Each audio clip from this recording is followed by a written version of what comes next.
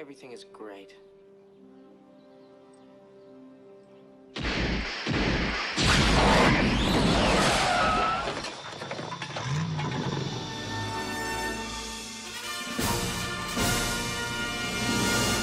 Marty! You have to come back with me. Where? To the future. Dad, what are you talking about? What happens to us in the future? A man ate a bat, Marty. Something has to be done about COVID-19.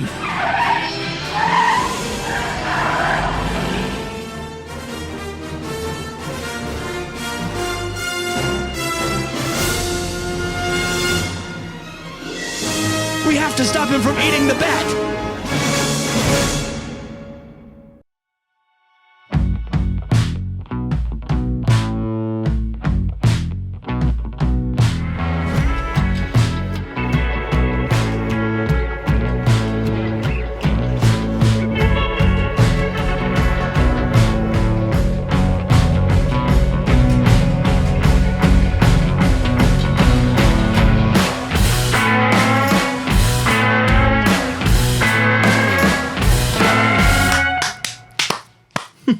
Give ourselves a round of applause. A round of applause. Get myself a little sanitizer here. You see? Oh, you know what's gross? There's like hair on it. You see it? That's Jesse hair. That's Jesse hair.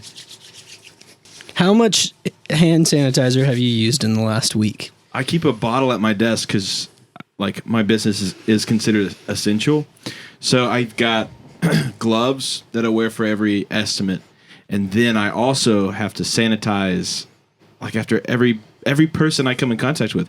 Parts guys, estimates, just insurance adjusters. Well, they're on quarantine. They're working from home, but still. But not you.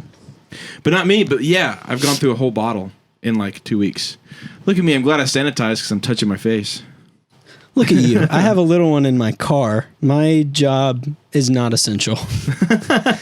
I work for an entertainment company. Yeah. And I do sound system installation and emceeing and DJing for events, and people aren't really partying right now. So yeah, that's the thing. It's unfortunate. Yeah, I would love to be partying right now. Me too. Here's what I say. Okay. We address Corona. Okay. And then we let the listeners know that this is an escape. It is, and we don't want to talk about it a whole lot. Exactly. Unless it just comes up naturally in conversation, and it has a point that has something to do with movies or TV shows. Speaking of which, I do have when we did a few episodes ago. Was it the last episode technically where we did our scientists? Yeah. That was technically the last episode because we've done some YouTube videos since then. Yeah. But the last podcast. The last podcast was that one, Curing the Coronavirus. Which was a good one. I loved that episode. So since then we've been on quarantine. Yep. We haven't recorded in 2 weeks. We kind of had some content kind of backlogged that we used, and anyway, but now we're back. Yeah. I've been at home a lot. I've been watching a lot of movies. I'm sure you have too. Same, yeah. I rewatched, obviously, the Back to the Future trilogy. Okay. It had been a while since Heather had seen it. Mm-hmm. It's a classic. It's been a while since Heather has seen it, not since you. No, I've probably seen it in the last 2 years. Okay. The trilogy. I saw you posted on your Instagram. You had the hat on. I did. I didn't know you had the hat. I have the hat too. Oh, yeah. We both should have worn the hats. Every time I watch one of those movies, I have to have the hat on. I get it. So I watched the Back to the Future trilogy. Yeah. Had the Marty McFly hat on from part 2. Totally. We rewatched the Indiana Jones trilogy. Hat on the fedora. Yeah, absolutely. Obviously. As you do. Anyway, we never brought Doc Brown into the equation. And here's the thing is, what I was thinking is a better end to Back to the Future Part 1 is if Doc Brown came in and, he comes back in the DeLorean. Marty! Sure. Yeah. He does the whole thing, and then he you have to come back with me. And he's like, I just got here. Me and Jennifer about to go take the car or whatever. Right, yeah. It's not you, Marty. Something has to be done about COVID-19. Oh, yes. What if Doc would have just gone to like 2019 and warned everybody about COVID-19 on the front end? Like, It would have been perfect. a man ate a bat, Marty. We have to stop him from eating the bat. And then, That's and then brilliant. our problems are solved. That's a fun movie because then Yeah. what bat is it? What Yeah. man is it? They have to go back and find him. Do we know what man it was? Marty. That's my Doc Brown impression. It's not very good. I don't even think I could We do have it. to go back to the future. Where we're going, we don't need roads. Where we're going, we don't need masks. We're 'Cause it's we're 5 earlier years. We're 5 years off from the future in Back to the Future, Yeah. and nowhere near where they thought we were going to be. No, but that was pretty far-fetched. It was Flying far-fetched. cars and no wheels. No wheels. If you're in the wheel game, you're out well, of he business. got a hover conversion. You can get a hover conversion done to your car. Yeah, but which is what he did. I on haven't the seen a DeLorean. car. I haven't seen a car in that movie that hadn't had one done. Right. That's fair. That's fair. So if you're in the wheel game, you're out of luck. You're non-essential. Anyway, I thought as I No, was it's watching good. that, I was like, Doc Brown's biggest concern in the future Was just the kids. was Marty's kids. Yeah. And what's really interesting is if you really think about it, Marty, when you really think about it, Doc is constantly talking about how you can't change the course of history. Yeah, right. But he's willing to go to the future and save Marty's kids from going to jail. But if you go further in the future, that's the course of history. So he's really willing to change the course of the future because it's his future, but the future is someone else's history in a further future. But that's the thing. This is where time travel movies get all convoluted. Because what if him going and rewriting future is history? I mean, it could be, but I'm saying it took Doc Brown going to the future. That future happened, right? Doc watched it happen, went back to the past. So it had already happened. So let's picture time as just one long line, right? Right. But then Linear timeline. It's linear. But then Doc Brown sees something on this timeline that he doesn't like, so he decides to change it, which causes it a little loop, and now it's a little off, right? Right. So just imagine there's a little line, and then it goes like this, but now it's and then off it's a little the line. parallel. Yeah, it's a little so it's parallel going line. straight. I'm following you. Flip, and now we're on a separate track. What if that flip and separate track is just history, plain and simple? Right. Because you come back to where you were, but it's different. Mm-hmm. Hey, that's not bad. That's not bad. That's not bad for a non-scientist trying to explain it. But that's what I'm saying is Doc completely undermines his entire theology of time travel to keep Marty's kids from going to jail. Yeah, that's pretty shallow terms. It is shallow terms, right? If he cares about that, right, it doesn't directly affect him. So it's selfless, but at the same time, it really doesn't. It directly affects Marty, but not him as a person. It's his kids, right? Yeah. Why doesn't he, if that were the case, why doesn't he just tell Marty, hey, you're a loser in the future. Yeah. Your kids are losers. Yeah. And that be it. He doesn't have to, if he would have gone back to the end of Back to the Future Part 1 and just said, Marty, we don't have to go to the future. Yeah. You're a loser. Because every time someone calls you a chicken, you say no one calls me a chicken and you do something dumb. Listen here, Marty. In 2019, that's what's called toxic masculinity. Yeah. Marty, in 2019, you're going to eat a bat, Marty. You're going to eat Wait a bat. second. Yeah. I know. Yeah. It's full It's circle. full circle. No, Yeah. but you see what I'm saying? It doesn't add up. They're still good movies. They're still great movies. That's any I say all that time to travel. say, I say all that to say they're great movies, but they don't make sense when you, because why not? Why do they have to go to the future and stop it? Why can't Doc just come back to the past and say, hey, on this day, set a timer on your phone, because in the future you're going to have a phone that has a timer on it. Right. Set a reminder to not let your son, like have a talk with him this morning and say, don't go tell Biff no. Or go with your son and meet up with Griff and you both tell him no. Why does Marty have to go to the future and tell Biff no? The thing is, in 1980s, they thought the future would be flying cars, not smartphones. Yeah. So there was no way to just properly guess it. Well, then why not write yourself a letter like he does in Cowboy Times? Write yourself a letter and mail it to yourself in 2015. That's true. That's true. This is what's wrong. This is what happens when you're in the house for too long. You start taking movies that have such great nostalgic value, and you start just picking them straining them and squeezing them until all of the fun and the juice is out of them and all of your brain logic. Here's the thing: if that's the case, don't watch them. Right? I know you can't. I thought about making a video and posting it sometime later next week of us like talking about what movies we should watch under quarantine that you haven't seen. Yeah. Right? Not like, because of course if you're at shelter in place state, right? You're sitting there, you've already watched Star Wars, you've already watched Back to the Future, you've probably seen 15 of the 75 Marvel movies, you know? Yep. Like those are obviously you watch those, but like then that happens, you know, because your mind doesn't have anything else to like hang on to. Then you start thinking of like how Indiana Jones was not essential at all to the first Indiana Jones movie. Well, yeah, he's not essential, but at the same time, that I don't know. An argument can be made that the story's not about the arc; it's about Indiana Jones.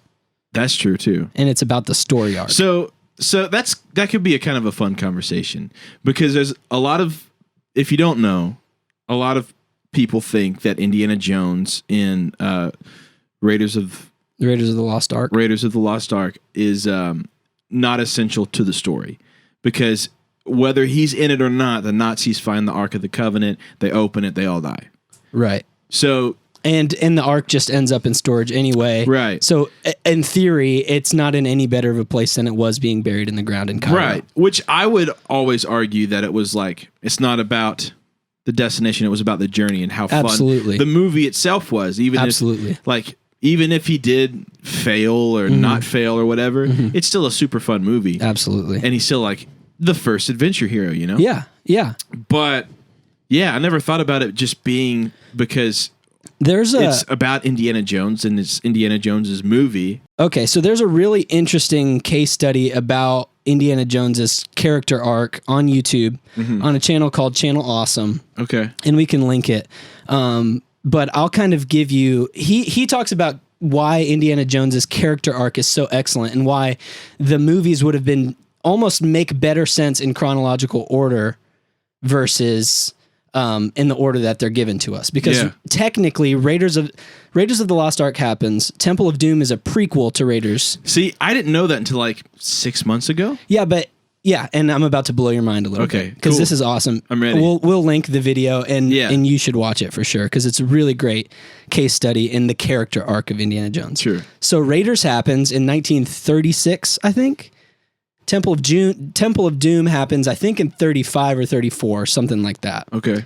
And so Temple of Doom is a prequel to Raiders. And then in Last Crusade, the main story of Last Crusade is at the end of the timeline, but the very first 15 minutes, 10 minutes is prequel of Young Indy.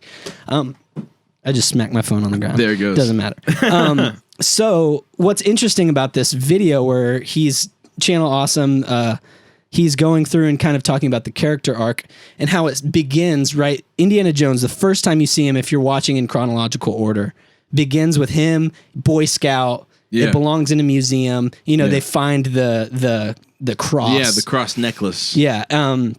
It starts with that storyline, right? Indiana Jones.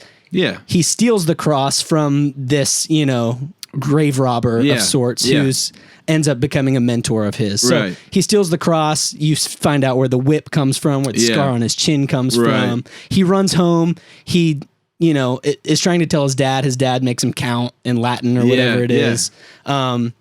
And that sets up his entire trajectory as a character, because in that moment he's trying to connect with his father, and his father's ignoring him and focusing on the Grail, right? Which we know now is the end game. You don't know it at the beginning of his timeline. Right. So then this other guy comes in who becomes a father figure to him, gives him the hat. So now, and this is awesome, you need to watch the video, but it goes, now imagine that scene where he puts the hat on Indiana Jones. Right. Fades into beginning of Temple of Doom, right? He's wearing the nightclub. He's wearing the suit. He's Club Obi-Wan. He's wearing the suit. He's like real slick. And if you watch Temple of Doom back, his motto in the movie and his whole view on life is fortune and glory. Yeah. That's all he cares about, because that's all he learned from dude with the hat. Right. Right? Yeah. He becomes a grave robber like that guy. he gets to Club Obi-Wan. All he cares about is getting that diamond. Right. It has nothing to do with the museum. It has nothing to do with, history. It has everything to do with here's the relic you wanted. Give me my diamond. Yeah, right. Yeah. I'm willing to, stab Willie Scott in the side for the for the money. Like he's doing everything for the money, and he falls into this adventure, right? Where over Temple of Doom, which going back and watching it is really dark and not my favorite of the movies. Yeah, it's very dark, and it's not my favorite either. It's kind of stretched out. It is. I think it could have been 30 minutes shorter. It definitely is. The thing is, I have to be in the right mood for it. Yeah. Because if you're in the mood to see Temple of Doom, man, there's nothing quite like it. It scratches the itch. It does, sure. because I remember I was on my honeymoon, and Sydney, she had seen maybe The Last Crusade, because I think they showed that one on TV the most. Yeah. She had seen The Last Crusade, so we watched Raiders, and then we went to the stunt show at Hollywood Studios, because we went to Disney World for our honeymoon. And then I was talking about how good Temple of Doom was, and she said she didn't even know what that movie was. We go home and we watch it, and she wasn't feeling it. I get that. She wasn't feeling it mainly because she gets scared real easy. And it goes off the beaten path. It does. For sure. It's nothing like the others. Yeah. And it's like got a magic dark and undertone to it. And yeah. it's like got rituals and stuff in it. And it is definitely different. It is. But man, if you're like, all I can picture it's so much fun, like the ending bridge fight scene where the crocodile's underneath them. And that's so fun.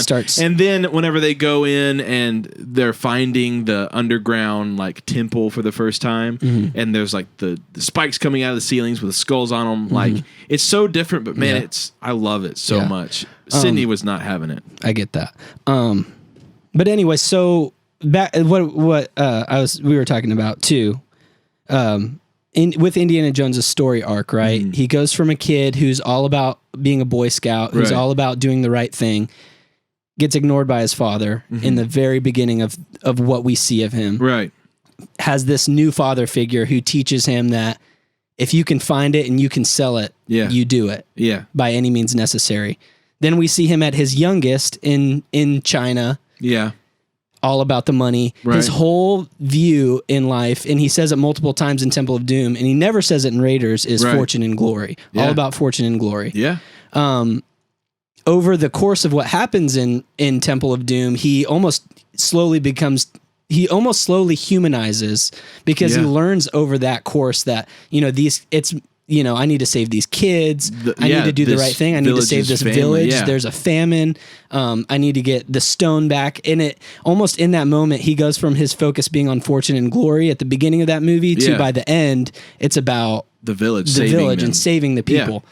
Then you go to Raiders, where he's teaching. He's still finding archaeological things, but you've got the whole thing with Belloc, where now Indy kind of is slowly, he's an anti-hero the whole time. Yeah. He never knows, like, you never really know if he's going to do the right thing, because he's got a little bit of that grit to him, which is what makes him a great character. Yeah. Anyway, Raiders happens, it's a great adventure. Yeah. And, he's partnered up with, like, the perfect girl for him, right? She's independent. Right. She can fight. She's got a grit to her. She volunteers herself to be part of his adventure, right? When she says, I'm your gosh darn partner. I'm your goodness gracious partner. Versus in Temple, where Willie Scott is, whines the whole time, cries the whole time, screams the whole time, complains the whole time. Yeah. Much like Indiana Jones in his immaturity, is a similar way. So then he gets the perfect girl for Indiana Jones. Right. She can fight. She can handle herself. She's knocking back, alcoholic drinks to make guys pass out. Yeah. The story happens. And then you end with Last Crusade, where, that is the perfect bookend to, he finally, his father calls him Indiana at the end. Right. And anyway, it's really interesting.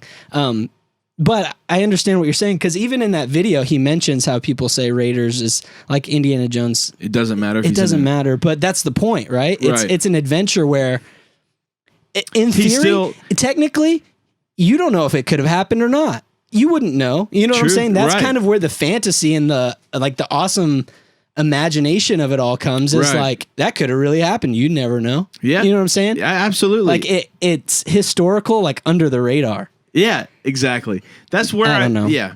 No. It's a cool idea when you, we'll link the video. Yeah, Because absolutely. everybody deserves to go watch this video. Yeah. It's a great character study of Indiana Jones. That's awesome. Yeah, that kind of wraps. And me and Heather and I rewatched Indiana Jones trilogy, Back to the Future trilogy. See, that's like, I'm scared to do that because I'm not technically quarantined yet. I think if we ever become like shelter in place, then I am gonna have to be quarantined.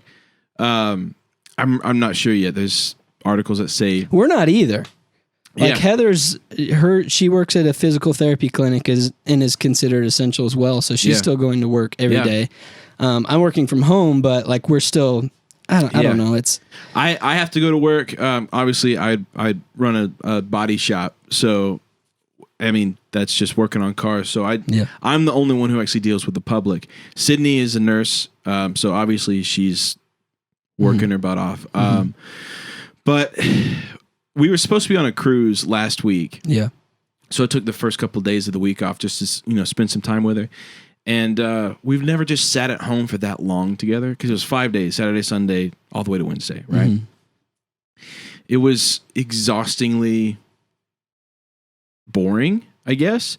And so she wanted to watch movies and everything like that, but I was too scared to kind of jump on to commit to anything. Yeah, because you're in your head, you're thinking, if I watch this now, I can't watch it later. if I'm actually stuck here. Yeah. So we watched all of Tiger King. Oh yeah, we did too. Yeah. Crazy. We should talk about that for a bit. Yeah, absolutely. We watched all of Tiger King. She started New Girl again. There's not really. We watched Jumanji 2. The the newest one. Okay, it was good. What is it called? Not Welcome to the Jungle. That was the first. Next one. Level. The Next Level. I can't remember what You all think we the watched. third one's going to be called Jumanji Game Over? It's got to be. Right. It'd be a good title. Also, I love where they left it off. Yeah. I love that. I'm excited for it. It's great. I'm excited. Also, for it. Aquafina killed it. That's what I'm saying. She man. stole the show from me. Aquafina's great. Aquafina stole the show from me in that movie. Absolutely. Anyway, what else? What else? I don't know if we watched. I've watched a lot of stuff, man. You've watched a ton. I haven't even, dude. I've watched Onward. I've watched Emma. Onward's great. I watched Emma. Okay, was Emma as good as Little Women? No. Okay, but it was still good. It's Jane Austen. Yeah. It's really pretty. It's really pretty. The DP and the cinematography is really pretty. That's cool. I'd give it like a 5 out of 10. Like, don't not watch it don't pay $20 for it. Like, I guess right now it is pretty expensive. What else? Tiger King. We watched Tiger King. I watched Uncut Gems, the Adam Sandler movie. It's very good. Yeah. From the Safdie brothers who made Good Times with Robert Pattinson. I love Good Time. Yeah, I threw it up there because I felt like it needed to be up there for a bit. Man, Adam Sandler, the whole movie is just uncomfortable. And it's not the normal Adam Sandler type of uncomfortable, obviously. You watch the trailer and you know that. Yeah. It's not Jack and Jill uncomfortable. Right. Jack and Jill is like you want to sink into the sofa and just hide from the movie. This is like you want to sink into the sofa and just hide from the world that he's gotten himself into. Yeah. It's really great. It's like, it's one of those ones that it's just like by the end you can't breathe. Yeah. Like there's so much happening and there's so much like. What's the runtime for Uncut Gems? It's fairly short. Is it? It's like, I want to say it's under 2 hours. I can't remember. It flew by for sure. Okay, so it's 2 hours and 15 minutes. So that's not bad. No, it's not bad, and it's the perfect length because it flies by. It really does. It's got so much cussing, and it's got all the cuss words in the world. Okay, all of them. You wouldn't recommend it to your mom? No, definitely not. Okay, she can watch Emma. There you go. Think she would like Emma? She like Jane Austen kind of stuff? Pride and Prejudice, Emma. Well, I don't think she's ever gotten into it, but she loves Anne of Green Gables. Yeah. She hated Anne with an E, but she loves like the older. Here's the thing that I noticed with Emma is for the first maybe 20 minutes of the movie, I couldn't understand what they were saying. Really? Because she's not British. Very British. She's not though. Anya Taylor-Joy. Yeah, I don't think she is. Is that her name? Anya it is. Because she's on a low key upswing. Oh yeah. Yeah, because she's an up and comer with Split and everything. With Split, New Mutants. She's going to be in New Mutants, right? Which we almost came so close to getting this time. We were never going to get Uncharted. Yeah. But she was in the newest season of Peaky Blinders. Yeah. And she was great in it. She played an American girl. She's a great actress. She is, but she hasn't had that role yet. You know? Emma wasn't it. Emma wasn't? No. It seems, but she's on the upswing with all those, Saoirse Ronan, all those people we've talked about, right? Florence Pugh. But Saoirse Ronan is there. Like, she's there. As soon as Black Widow's released, that's it. Like, she's got her That's role. Florence Pugh. That is, who is Saoirse Ronan? She's the main girl in the main Joe in the sister from Lady Bird. Yeah. She's there. They're up there. She is Timothy there. Chalamet's up there. They're like the next group, group of Hollywood. Yeah, which I think it's cool that they're kind of like what's the crew that like Breakfast Club, Pretty in Pink, 16 Candles. Yeah. What like are the they Brat called? Pack. The Brat Pack. I think Saoirse Ronan and Timothy Chalamet are kind of like their own little Brat Pack. Yeah, because they're in quite a few things together, and they just work good together. Yeah, They do. I just love it. I told my mom to watch Lady Bird, and she hated it. I could see that. Yeah. My finest recommendation. Yeah. Because I had just watched it and I loved it so much. I was like, I'll recommend this movie to anybody. And my mom was like, have you seen Lady Bird? It's kind of a depressing coming of age. It is. It's like a real coming of age story. There's no real good ending between her and her relationship. Right. Anyway, I don't want to spoil it. Yeah. It's not new, but I still don't want to spoil it. No, because it's on Amazon Prime. That's why I don't want to spoil it. Okay, yeah. We'll definitely go watch it. Yeah. But anyway, they're on the upswing with Anya Taylor-Joy. I feel like Charlie Heaton could be on that upswing if somebody just smacked his butt a little bit more. Just like get in the game. Right. Yeah. You've got it. Get in the game. No, totally. Like when Stranger Things came out. Yeah. And then he was cast in New Mutants. He's been in a couple other things. It's like, oh, here he comes. Yeah. Here he comes. And then he's just kind of I want to go back home. Yeah. Yeah. Yeah. And he had some issues. I want to know. Yeah, right. Some news issues. But like so many people he's young. He can overcome them. Bounce back. Robert Downey Jr. did. Look at that. But someone who I don't understand who's not in more things is Joe Keery. I know. I agree with that. He's like, I know he's got a certain look to him. Like he has that 80s style look to him, right? Yeah, but it could give him a haircut. He could be in anything. Yeah, he totally can because he is so charming and like, why isn't he in more things? Yeah. He's going to be in Free Guy. My fear with him is that he's going to do. My fear with him would be that he's going to do one rom-com and then another rom-com, much like Bradley Cooper did. He got stuck for a minute. He got stuck for a minute. And my fear is that if Joe Keery were to go in that direction, it's like, oh, he's a title player in this movie, but it's like a Love Actually kind of movie. Yeah. And then he does another one, and then he does one like, The Proposal. Yeah. And it's like he's got his funny chops, but he's also becoming a handsome leading man. I don't want him to get stuck there, but the good news is people like Ryan Reynolds who were stuck there, people like even Bradley Cooper who were stuck there. They're out now. They jumped on the Marvel train and they're doing pretty good. Yeah, they are. Yeah, they are. I'll never forget whenever Bradley Cooper broke out of it. I think it was just like American Sniper. I think that's where around he broke that out. time. Yeah, because it was like he did The Hangover, and then he did The A-Team, and he was just the handsome douchebag kind of character, right? Yeah. And then he did. I don't want Joe Keery to get typecast. Right, is what I'm saying. I think that they took him in a great direction in season 2 of Stranger Things, where he's not the handsome douchebag. They made him more him, right? of a, yeah. And even by season 3, he just became a completely different character. That character arc could have done his career great like favors because I didn't everybody was like Steve is fine in the first season. He had a good arc, he was season a douchebag. But season 2 the is babysitter. That's when season the world 3 he's everybody's mom. Everybody fell in love with him. Yeah. Maybe Joe Keery's just cool with where he's at, and I wouldn't blame him. I mean, I probably would be too. Stranger Things is the biggest streaming show in the world. Yeah. Like and it's gonna be. You want? And it's gonna be. Oh yeah, it's gonna be. Yeah, I hate that it got delayed. Apparently, it was supposed to come out January, February of next year. Now it's pushed back till spring, which kind of stinks. But it does stink. But that's just where the world is right now. Anyway, yeah. I don't even know how we got on this with the 2020 Brat Pack, but I there's a lot of awesome up and comers who, and like you were saying with Florence Pugh, once Black Widow comes out, like I feel like she's just gonna she's A-list. Yeah, because Midsummer, whether you like it or not, like she did great. She had a great year. Midsummer, and then she did Little Women, and now she's doing Black Widow. Like those are three very successful movies. Black Widow hasn't even come out yet, and you already know it's a successful movie. It's going to be awesome. I feel like the pandemic that we're living in is going to make the movie better because there's so much hype. There's so many Marvel nerds, including the two of us sitting in this room, who are so ready for another Marvel movie that when we get to go to the theater and watch Black Widow, that's going to be it, man. That's going to be it. You know how hyped be like, everyone's we made going to it be. out. Yeah. It could be an awful movie, and just the fact that we made it out of this, and we get to watch another movie. We get to go to the theater. Oh man, I'm so excited! I know. I'm gonna start crying thinking about it. I drove past Hollywood 18 today, and it was completely shut down. Obviously, they shut down all. I know. But they even took like the movie titles off of the front of the building, and so I'm just like, gosh, that sucks, man. Yeah. Like I don't know what to do with myself. Yeah. When Sydney works late, I normally just go see a movie. Right. I don't know what to do with myself. It's gonna be a glorious day when this is over. Yeah. That's gonna be a glorious like just imagine that headline, like movie theaters reopening. Yeah.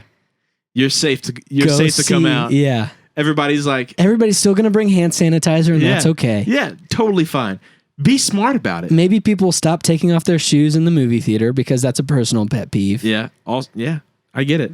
Anyway, that's going to be a glorious day. But man, I can't imagine it. In the meantime, where do you think all these movies are going to fall? Because the whole summer is just wiped clean. Yeah, for the most part. I mean, some movies are still like July. There's still movies that are keeping their scheduled release date. I have heard that Tenet, Tenet's still coming out in July right now. Comes out in, I think it might be June even. Maybe June or July, doesn't matter. Maybe Midsummer. It apparently is over $200 million. The budget's over $200 million, which is $50 million higher than any movie he's ever done, which is crazy. Christopher Nolan, which is crazy insane. Considering. Like Batman trilogy, even Inception, because he makes all these massive practical sets. Remember the hallway scene? He made that practical. Yeah. If you don't know how they did that, watch that YouTube video because it's incredible. Yeah. But like, what in the world did they do? Yeah, what's coming with that movie? Yeah. And the trailers are still very ambiguous, which I love. Oh yeah, I love absolutely. how ambiguous they are, where you know the idea, but you don't know the plot. Yeah. Yeah. No, you have no clue. You don't know why they're. If it's an organization or it's amazing. Even the first teaser trailer, you could only watch it if you went to see a movie, right? Which means like he is going to release this in a movie theater, but Warner Bros. Apparently are talking about pulling all of their releases over the summer and putting them on streaming services. And Tenet is supposed to be $50 to rent. Oh man, which is fine because like if you can rent Tenet, like you're coming over and a couple other buddies are coming over and you split it. Have 5 buddies come over, $10 a person. That's just a regular movie, right? But like it's such a shame. Do you want to see it? No, I want to wait and see it at I know, like I have a movie room, but it's not a movie theater. No, and especially the Cinemax 3D. Exactly. Or what is it called? XD that we have? XD and IMAX. And that's it. That's our place to watch movies. Yeah. It's our haven. When we go see a movie, we know where we're going. Yeah. It's loud in there. Yeah. Screen's huge. Seats are comfortable. It's dark. Yeah. I don't want to watch Tenet in your living room or my living room. I want to watch it in a dang movie theater. I do too. And that's the thing. Like, I'm willing to wait. I'm willing to go through. How long though? I don't know. How long though? I don't know. Man, the whole world's already got it. We're just I don't know, man. It's gonna be a rough summer. Or but a rough spring. As of right now, Tenet is still scheduled to come out. It is. There's some other movies that are still like holding on to July, late June, July. Here's the thing though. Here's what movie studios have to figure out. This is why, because like I think the smartest movie that has done it, the very first one, No Time to Die, they saw this coming, they pulled it, they put it November 10th, maybe, something like that, but they pulled it off of April 10th and they threw it into November. Yeah. brilliant because no other movie's coming out right there. So they were the first one to pull that out and throw it into a week where no movies are coming out. And now everybody waited until like so long until, now everybody pulled their movie. Now where are you going to put it and still make it make money? Because you think how many, surely New Mutants is coming out on streaming. Why release it at this point? Yeah, they shot it in 2017. And let it release it and let it go. Let it be like if that was the only movie that got released on streaming for an affordable price, it would blow up. Everybody would be talking about it. It would. You've had it long enough. You've held it long enough. Just let it go. Yeah, it's not gonna happen. I know it's not gonna happen. Well, as of right now, Top Gun is still scheduled for June 24th. Which nobody's gonna go see that movie anyway. Let's say let's rate this should they wait, or should they just go to streaming? So I say you let Top Gun go to streaming. If June 24th, hopefully we'll be able to go to a movie theater again. Yeah, surely. July 3rd, Free Guy is supposed to hit theaters 4th of July weekend. Safe streaming movie. I would say that's very safe to stream. Okay, Tenet, July 17th is where it's at right now. Hold it. Hold it. Absolutely hold it. And also, I don't know if you'd make your money back. I think they will, man. I think they will. Well, streaming? No. Okay, that's what I'm saying. That's hold it to release it in theaters. Hold it to release it, and they'll make their money back there. But streaming, I don't know if they'd make their money Jungle back. Cruise, July 24th. It'd be I don't know. I would love to see it on the big screen. French Dispatch, new Wes Anderson film. Oh man, that's the thing. I'm a Wes Anderson fan, but where would you rather go see that movie? I mean, of course, I'd say the theater, but also I love Wes Anderson, but Wes Anderson movies are great living room movies. Oh, they are, but I don't know if they'd make the money back streaming. And then Wonder Woman is August 14th, and that's when we start getting back into some comfortable release dates that were original with Wonder Woman, Bill and Ted, August 21st. Hitman's Bodyguard's Wife or whatever. Oh gosh. That's when we're starting to see some Zorro. We watched Zorro. The Antonio Banderas one? Yeah. Cuz in we watched Zorro. I'd never seen The Legend of Zorro. Is that the first one? The Mask of Zorro. The Mask. I've never seen The Mask of Zorro. And I had a great time. It's pretty good. I had a great time. It is pretty good. I laughed a lot. It's a fun movie. It's fun.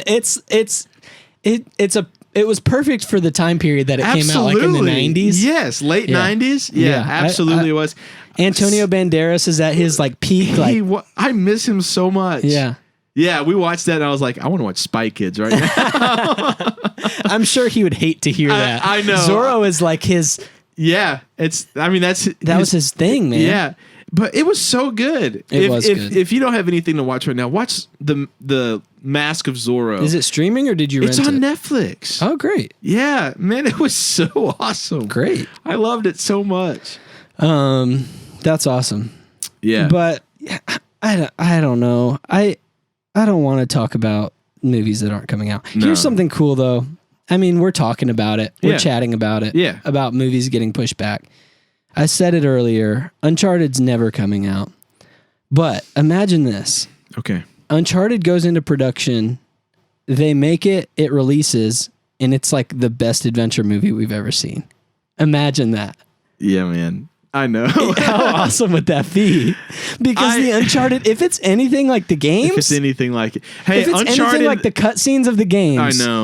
I know. And also, I watched a Mark Whalberg movie.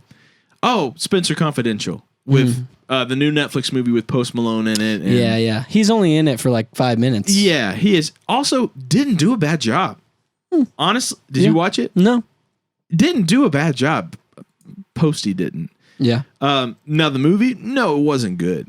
Right. It wasn't anything new or anything fresh. But it kind of reminded me of Mark Wahlberg, period. Mm-hmm. And then I can't remember what other Mark Wahlberg movie I watched. Maybe it was The Fighter. And I don't not like Mark Wahlberg. Mm-hmm. I just heard the casting of him as Sully and just outraged. It doesn't fit, but also it could. maybe it can. Maybe it could. Have you ever seen Mark Whalberg with a mustache? No, that's Me what I'm neither. saying. Maybe that's why. Maybe it's okay. Say hi to your mother for me. Yeah. Maybe that's why. Kid. Maybe that's why, kid. Yeah. Maybe you go find the treasure, kid. Maybe you get off my front porch. I'll pull around with the plane. I fly the plane. Hey, why are you You go get the treasure. Hey, I'll fly the plane. why are you so high up on that building? Just take the stairs. Hey, kid, just take the stairs. Just take the stairs. I'll fly the plane around. Oh, Go get the treasure. You're making a fool out of yourself. Where's the cigar? You got a cigar? He's like, never mind. Give me a beer. Let's go to Duncan. He might be great. Maybe he will. That's my new expectation. Yeah. If I've learned anything over the last month, my new expectation for the Uncharted movie is that it's going to be the best, a great adventure movie. Yeah. That's my expectation. There's a couple levels over the course of the games where you do play as a younger Nathan Drake. Here's a main reason why is because it's been halted and delayed so many times that if they don't get it right, and they know this. Yeah. Because there's such a huge following of people who play the games, us included, who love the franchise. Yeah. There's a huge following. It's been delayed so many times that if they don't nail it, it's done for. You know what I'm saying? But here's the big thing. If they do nail it, what a franchise. I know. What you could do it for years. You gave me chills just saying that. It could happen, man. It could absolutely happen. I've come to the maybe it's because we had everything we love stripped away from us for a minute. Yeah. Like all the new movies are just they're not coming out. Yeah. Maybe this is a good time for people who have like, you know, kind of like us who were kind of I was nervous about the Uncharted movie. I know. Because I love the games and I don't trust them to make a good video game movie. Yeah. But maybe now it's like we got a minute to just think about it and like maybe have some of the bitterness. Because no matter who you are, you've got some bitterness towards some sort of Hollywood something. Yeah. You know, where you don't want them to touch something for some reason. Yeah. Maybe it's just time to fall back in love with movies again. That's what I feel like. I feel like that's what's happening. Yeah. And I feel like if they're smart about it, they're not going to approach this from let's make a movie out of a video game. Yeah. Because that's where the failure is in the new Tomb Raider, right? Assassin's Creed. Yeah. Like they took, okay, let's take the cool visuals from the video game and write a story around something that looks cool. Right. Instead of saying, hey, let's write a great story. Yeah. Let's write a great adventure. Yeah. And this is the time, man. It absolutely is. And this is a great franchise. Yeah. And Tom Holland is at the perfect age to he could if this franchise is successful. Mm-hmm. Oh, he could write it for forever. I'm saying Harrison Ford is Indiana Jones. Right. Tom Holland in 30 years from now, 40 years from now, could just be Nathan Drake. Because that's the thing, like not Spider-Man. Eventually he's going to age out of Spider-Man and then they're going to have Miles Morales or somebody else come in. He won't age out of Nathan Drake if they play it right. Yeah. Yeah, and it's a crazy sentence to say. At least for the next 20 years, right? Because by the end of the Uncharted franchise, Nathan Drake is got to be in his 40s. At least I would say late 30s, early 40s. Absolutely. That's what I'm saying, though. And then fast forward, the very end, it's 13 years after that, right? Yeah, right. And he's still doing stuff. Yeah. Like, they could, if they are successful, man. That's the thing. And every single studio wants a Marvel franchise. I know. Here's the question is, do you think Tom Holland do you think that's on his radar? He says he played all the games before he even took the. But do you think he realizes the weight of playing Nathan Drake in a movie, how that could affect his entire career? If it's a success, if it's a successful franchise, right? I don't know. They write one good movie and one good sequel. Right. It's a franchise. People are going to get tied into that. Absolutely. It's a very exciting thing. It is. Because and horrifying. Because I'm sure he is. I'm sure he's aware. He's not a dumb kid. He's got to be. He's not dumb, but I'm saying smart kid. There's a lot of weight to that. There is. But there's way more weight to Spider-Man on his plate right now. Yeah. I would say Spider-Man is his number one. I think what I'm saying about that is, yes, there's a weight to Spider-Man, but he knows he's going to age out of Spider-Man. Yeah.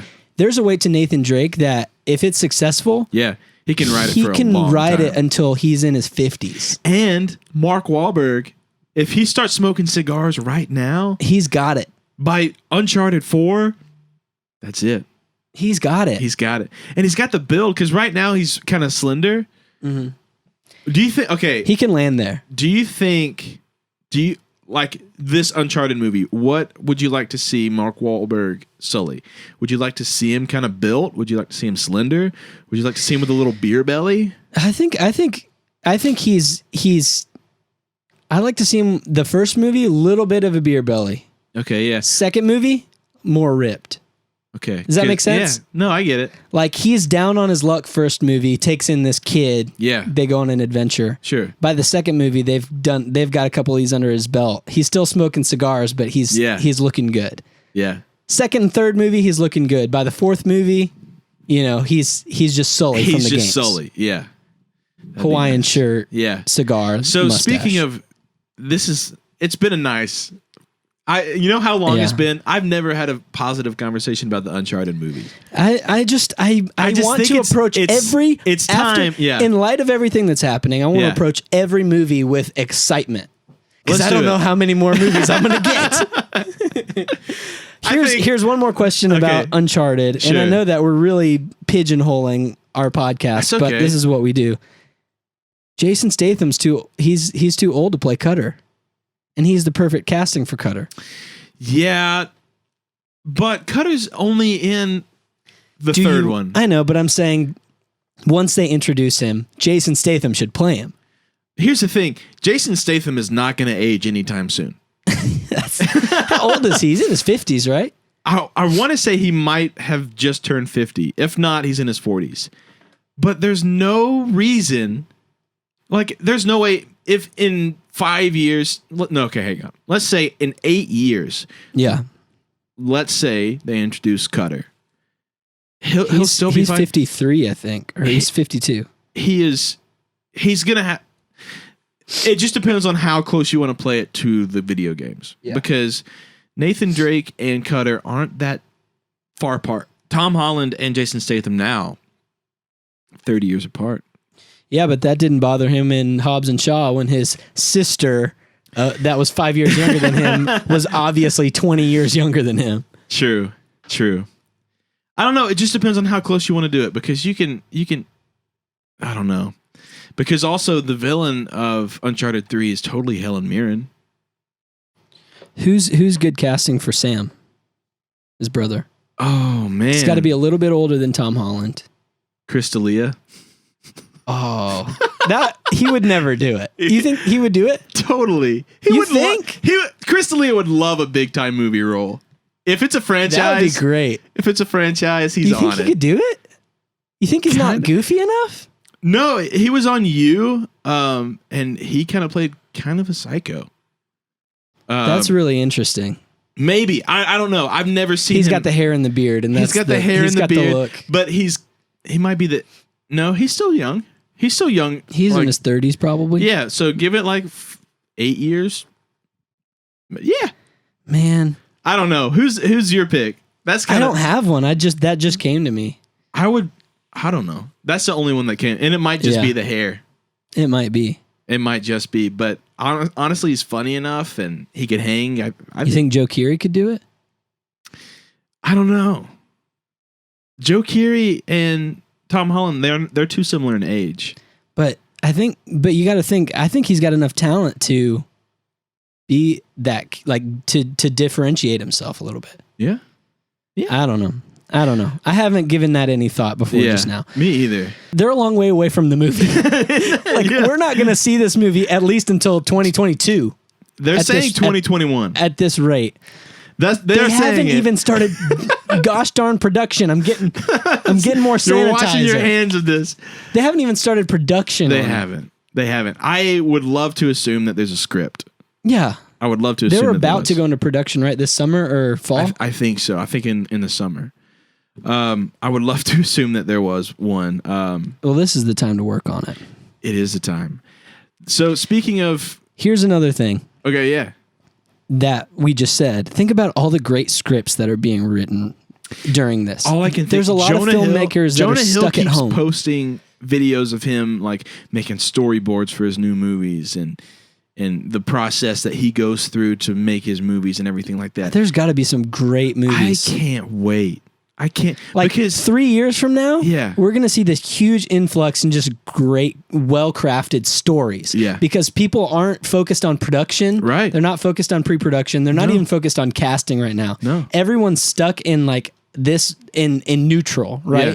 They can't go forward, they can't go back. So they're just sitting and waiting. they're just perfecting what they're already Yeah. cooking. They're literally just detailing Honestly, story. I wasn't that excited for many movies in 2020 because at the very first episode of the year, we went through pretty much all the big releases. Yeah. There's not that many that I'm stoked for.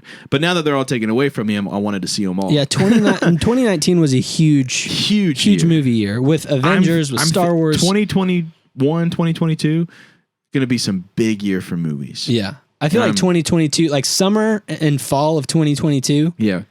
Yeah. And I know that's a long way away, but It is. that's going to be, we're calling it now. Yeah. That's going to be a great season for movies, both independent and big blockbusters. Totally. Speaking of video game movie news, The Last of Us is getting an HBO miniseries, limited I think series. that's perfect. I think it's amazing. Yeah. I think has there ever been a video game that has gotten a miniseries?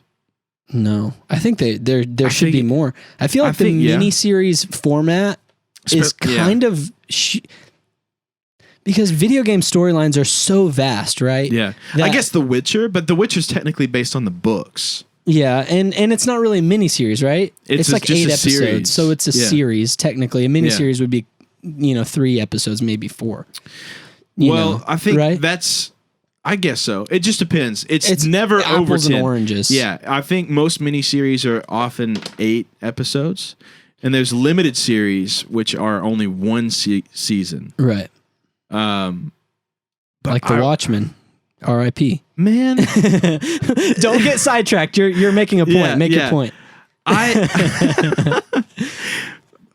Man, I'm so sad about The Watchmen. It was so good. I know. Okay, but yeah, there's especially with like The Last of Us has the best campaign ever. Right. I've played it like 7 times, something ridiculous. I say all that to say I feel like a mini series format for video game adaptions is great. Yeah. Like I would love a God of War mini series. Absolutely. I would love a Red Dead mini series. Totally.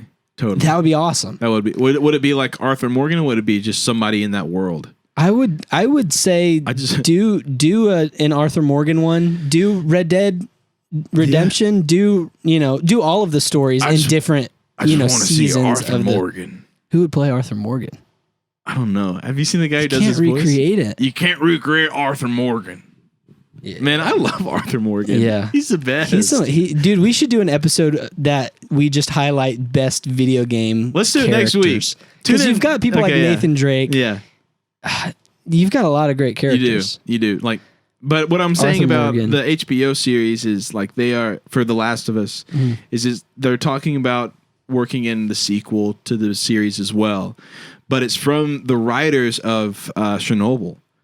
So yeah, I know. So there's a lot of potential, and I'm saying like if they already because also Neil Druckmann, the writer of the video game, is writing the television show with him. So they're 2 great writers writing this miniseries for HBO who has great miniseries all the time.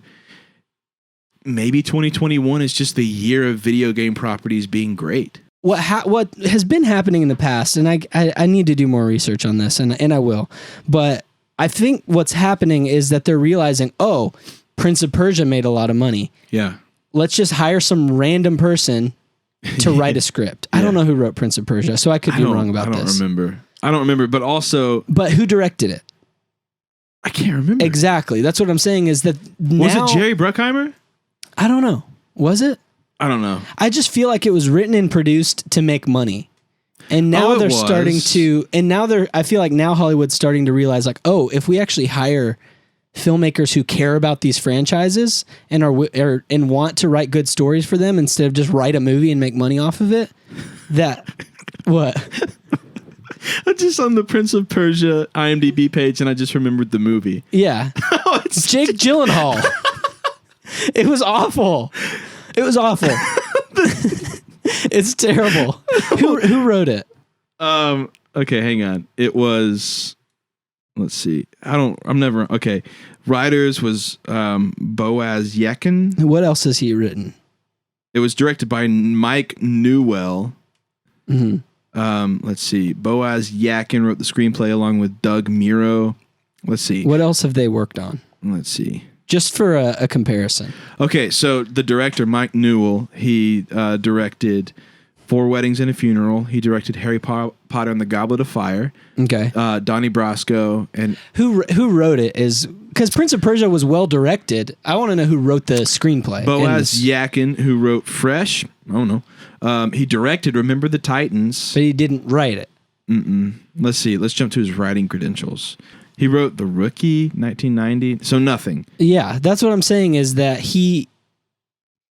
I don't think he had played the games or had any sort of like preconceived. He was a hired gun to write a script, is what I'm saying. Yeah. Maybe. I'm assuming that, and I could be wrong. But now I feel like what producers and executive producers are doing is they're hiring people who care about the content. Yeah. To write it, right? That's why Marvel is working right now. Is because everyone that's directing, from Taika Waititi to the Russo brothers, care about the stories and care about the characters. But that's the thing. I don't know of many directors or writers right now that are directing and writing, especially video game movies, that I don't know of any that grew up with the stories. Well, like we you did. don't know, but I'm saying. So I think maybe like now. Yeah, but nobody knew Taika Waititi cared about Thor before he made that movie. Right. I'm saying they just need to seek out independent filmmakers who are young. Yeah.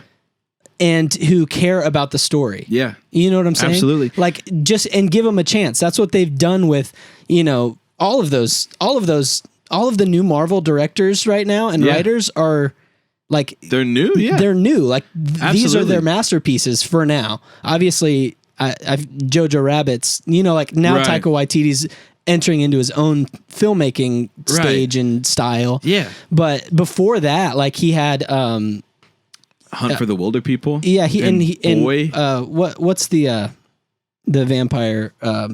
What We Do in the Shadows. What We Do in the Shadows. Yeah. Like he had that under his belt, right? Yeah, he did. And watching that, you wouldn't think he's going to make a great Marvel movie. You just think he's a good writer. Yeah, yeah, absolutely. I guess what I'm saying is I feel like now we're starting to enter into a stage of, hopefully, the people who are calling the shots at the top aren't just hiring like, oh, you've written a movie, write this one. Yeah. But they're actually seeking out people who are like, hey, do you know about this franchise? Do you care? You know what I'm saying? Because I feel like you can tell with the Russo brothers that they cared about the Captain America story when they made Winter Soldier. Absolutely. And then they made Avengers and it worked. Yeah. You can tell that like maybe Taika Waititi didn't necessarily care about Thor, but he cared about the character and writing character stories. Making him likable. Not writing, that has a cool visual. How do we write it? We're writing for the characters now instead of writing for the cool video game visuals. And I think that's what's important. Totally.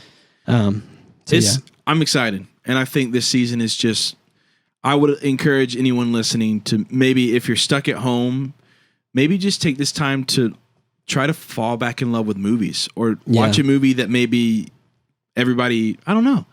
Maybe watch a movie you wouldn't normally watch. Yeah. Like I never would have watched Zorro if I wasn't stuck at home, but it was great. And it doesn't have, it's like, watch the movie that you like. Watch the movie that when you see it come across the screen, you're like, I'll watch that one day. Yeah. Yeah. Not right now, but some other time. Yeah, because somebody put their heart and soul into it. Yeah. Every movie. Every movie, good or bad. Somebody, well, maybe not. There's some movies that I don't think somebody put heart and soul into, but somebody put effort into it. Hey, and if you don't have that, you know what I suggest movies? Watch some old home videos. If you have the capability. Yeah. If you're with your family and you're stuck inside, break out the old VHS player. Totally. Break out the old, VHS-Cs. Yeah. And watch some old home movies. That's awesome.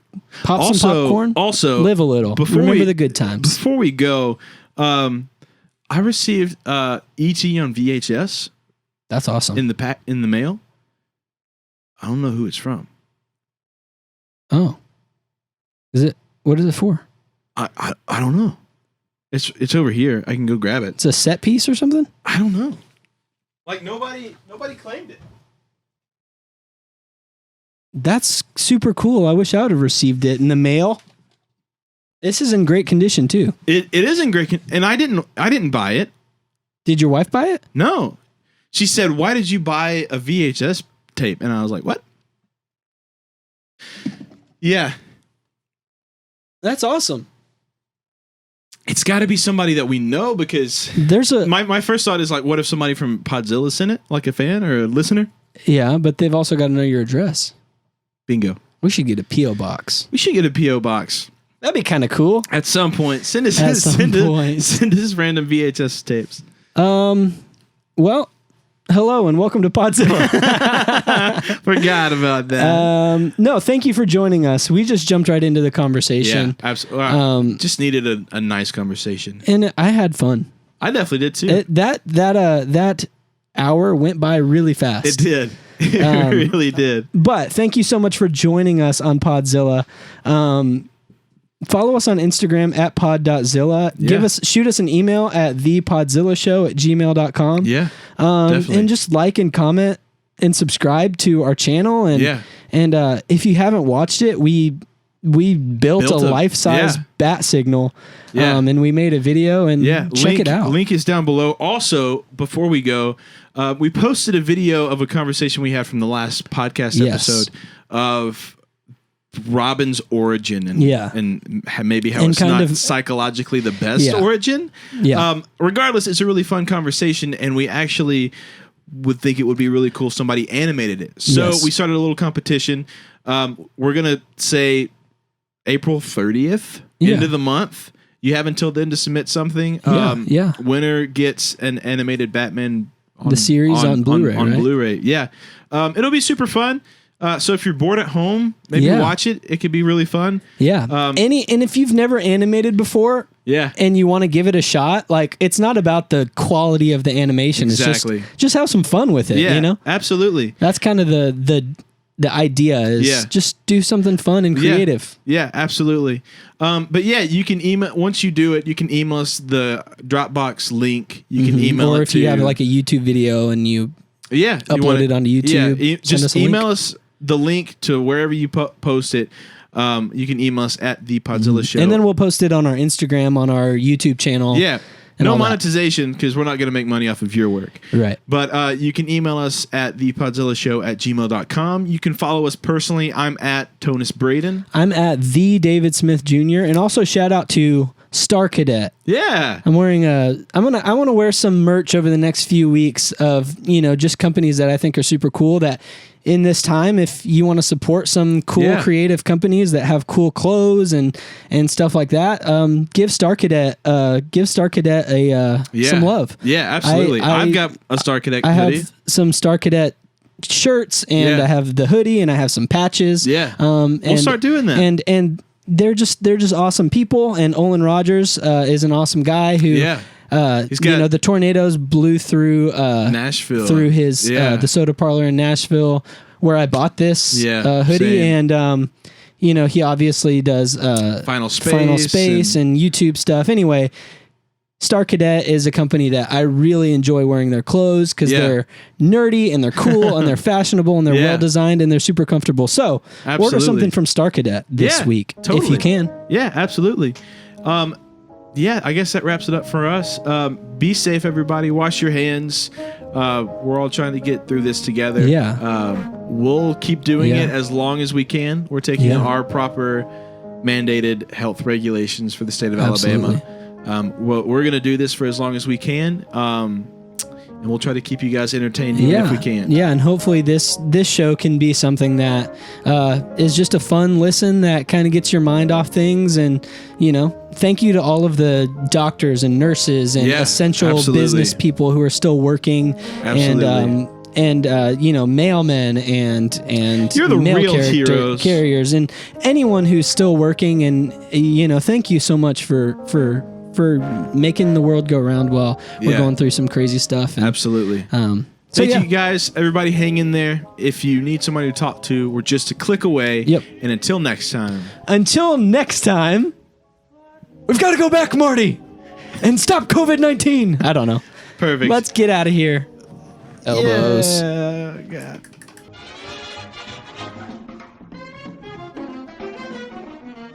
Just a little sanitization. A little bit more. A dab will do ya. A dab will do ya. That's kind of gross, isn't That it? was disgusting. I hated every minute of that. Every second of it. A little dab. A little more. Maybe we should like sanitize some of the bottle because we're touching the bottle.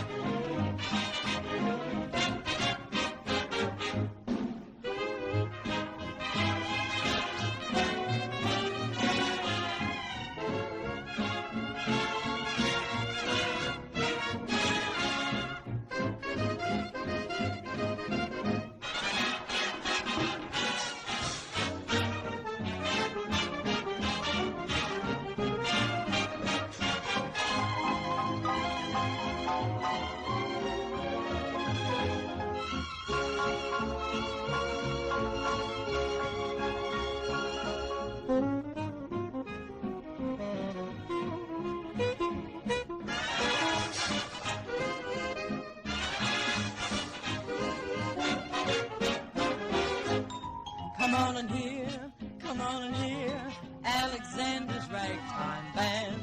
Come on and hear, it's the best band in the land. They can play a bugle call like you never heard before, so natural that you wanna go to war. That's just the bestest band what I am on the honey lamb. Come on along, let me take you by the hand. Up to the man, who's the leader of the band. And if you care to hear the Swanee River play, in ragtime, come on and hear